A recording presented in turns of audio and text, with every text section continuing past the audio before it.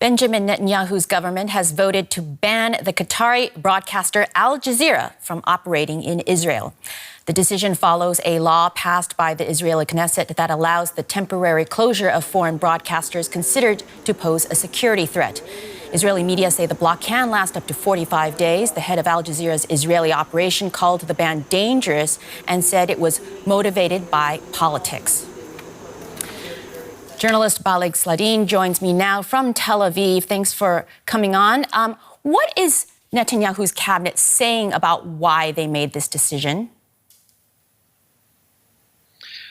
Well, there are some things that they are saying publicly and others that they are not saying publicly. In terms of what they are saying publicly is that the law comes not to close Al Jazeera specifically, but the law itself says that any media outlet that does harm Israel's security will be closed. Now, we've seen that with Al Mayadeen a couple of months ago as well, but now we're seeing it with a different and a more influential media, which is Al Jazeera. It's not mentioned actually in the law, but of course everyone knows that that's what we are talking about. Why Al Jazeera hurting or harming Israel's security? Well, there have been many accusations throughout the years that Al Jazeera are using their reporters in order to report from places that are not entirely accepted by the military, something that the military does censor, that they are saying with no censorship.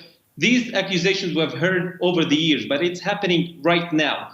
And this is the big question. Why right now specifically? Some are saying in the background of the war, Al Jazeera, with its influential coverage in the Arab world in general, they are, of course, hurting Israel's stance or reputation in the world, something that Israel cares about. And it's also championing, Hamas and what they call the Islamic resistance or the Palestinian resistance in general. What they're not saying publicly is that the Israeli cabinet knows that no one actually is putting any pressure on Qatar, the owner of Al Jazeera, to pressure Hamas in this deal. So they're trying to do something to make it lose something, so maybe it can hurt, it can pressure Hamas.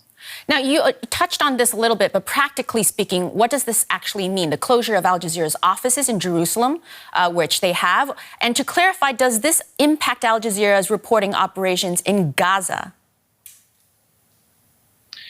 Well, I've talked to my colleagues in Al Jazeera that are working here. That does mean that they will close the offices of Al Jazeera in Jerusalem. But the law, and it states that clearly, we are talking about only the 67 borders, so inside proper Israel. We're talking about the Golan Heights, of course, Israel itself, and the east of Jerusalem. We're not talking about the West Bank, and also, of course, not talking about Gaza, unless, of course, at some point Israel does have any administrative rule over Gaza at any point in the future. But for now, we're talking about the 67 border alone. It will not hurt what is going to happen in Gaza.